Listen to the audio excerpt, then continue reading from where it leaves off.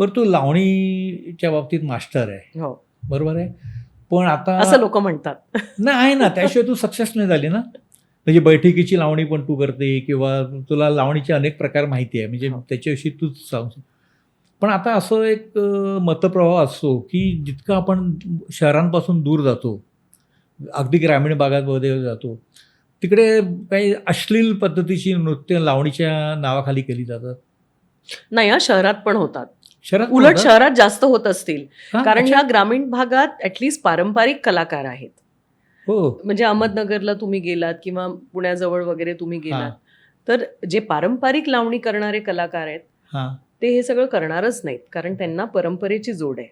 हां. कारण एक प्रकार शहरात पूजा हा आहे ती. जास्त भाग झालाय, कारण एक तर थोडं फिल्म्समुळे पण आणि आयटम सॉंग्स ह्याच्यात त्याच्यानी वगैरे हां, पण सगळा एक पण ती जबाबदारी डान्सर्सची आहे की त्यांनी, तुम्हाला जर त्या नृत्य प्रकारावर खरंच प्रेम आहे, विच आय डाऊट हां, आहे का, जर खरंच त्या नृत्य प्रकारावर प्रेम आहे तर तुम्ही त्याला रिस्पेक्ट कराल आणि त्याची रिस्पेक्ट 10 लोकांमध्ये ठेवाल.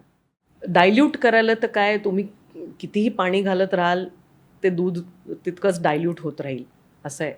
पण अश्लीलतेची कास का धरावी? पॉप्युलॅरिटीसाठी आपण कॉमनली बघतो, जनरली थोडं इन्स्टंट फेम आहे, पॉप्युलॅरिटी आहे, थोडी कॉन्ट्रोवर्सी झाली की आपण जास्त पॉप्युलर होतो, हे सगळं लोकांना माहिती आहे. आणि खूपदा माझ्या तर आजकाल नजरेत येतं की एखादी व्यक्ती काहीतरी करत असेल आपलं आपलं, बाजूची लोक त्याविषयी बोलून त्या व्यक्तीला जास्त महत्त्व देतात आणि मोठं करतात. तर मला असं कधी कधी वाटतं की तुम्ही जे सगळे आहात टॉर्च बेरर्स ऑफ कल्चर, हां, तुम्ही काय इतका वेळ त्या व्यक्तीबद्दल बोलण्यात वाया घालवताय? तुम्ही तुमचं काम करा ना. म्हणजे नेगेटिव्ह गोष्टींवर फोकस करून त्याच्याविषयी चर्चा आणि डिबेट्स करण्यापेक्षा तुम्ही पॉझिटिव्हली काय करू शकता हां, ते तुम्ही करा ना. म्हणजे मी थोडक्यात माझं आता सांगते, मी जे अश्लीलता करतात त्यांना मी क्रिटिसाइज करत नाही. हां. Let them do what they want to do. I will do what I want to do. मी जेव्हा लावणी लोकांना दाखवते तेव्हा त्यांना कळतं की नाही, ही लावणी आहे आणि ही अशी पण केली जाते. So instead of wasting time on criticising, तुम्ही तुमचं योग्य ते काम करा आणि 10 लोकांना दाखवा की खरी लावणी काय आहे. म्हणजे लोकांचे बरोबर डोळे उघडतात. तुम्ही त्या नेगेटिव्ह गोष्टीबद्दल बोलून बोलून लोकांचे डोळे उघडणार नाही आहेत. कामाने, तुमच्या ॲक्शन्सनी, action speak louder than words, हां. तुमच्या कामाने ते लोकांना समजेल की नाही, ही पण लावणी आहे. पूर्ण नखशिकांत नटून, ब्लाऊज सगळं व्यवस्थित, साडी, सिल्कची साडी घालून, काठापदराची साडी घालून पण लावणी होते आणि ती तशीच असते आणि तीही तितकीच एन्जॉयबल असते. हे लोकांना जेव्हा तुम्ही दाखवाल, त्याचं impression is much more than criticising. ते जे करतात त्यांना करू द्या ना. ते त्यांचं प्रारब्ध आहे, ती त्यांची डेस्टिनी आहे, तो त्यांचा मार्ग आहे बरोबर आहे. आणि हां, ते त्यांचं कलेचं एक्सप्रेशन आहे. हां. Let them do what they want to do.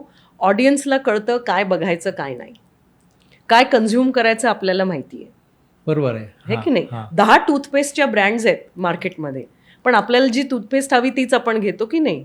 आपण 10च्या 10 विकत नाही घेत नाही, आणि 10च्या 10 लावत नाही. नाही. सो ऑडियन्सला पण माहिती आहे, अनेक वर्ष ऑडियन्स बघत आलेला आहे, फिल्म्स बघत आलेला आहे. म्हणून तर आता बघा ना, फिल्म्सना कितीतरी प्रतिसाद नाही मिळत तसा. लोकांनाही समजायला लागलं आहे की कुठली फिल्म चांगली आहे, कुठली नाही आहे, कुठला कार्यक्रम चांगला आहे, कोण आर्टिस्ट चांगला आहे, कोण नाही आहे.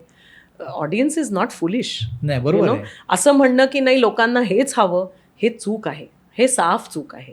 कारण आज तागायत मी इतकी वर्ष, आज 35 वर्ष मी डान्स करते प्रोफेशनली. असं पण नाही हां. की शिकण्याची वर्ष गेली त्याच्यामधनं, हां. काढून टाकली मी. पण 35 इयर्स आज मी स्टेजवर काम करते. जर लोकांना तेच हवं असतं तर आज मी डान्स नसते करत, करेक्ट आहे. राईट. मग मी हां. पण तेच केलं असतं. हां.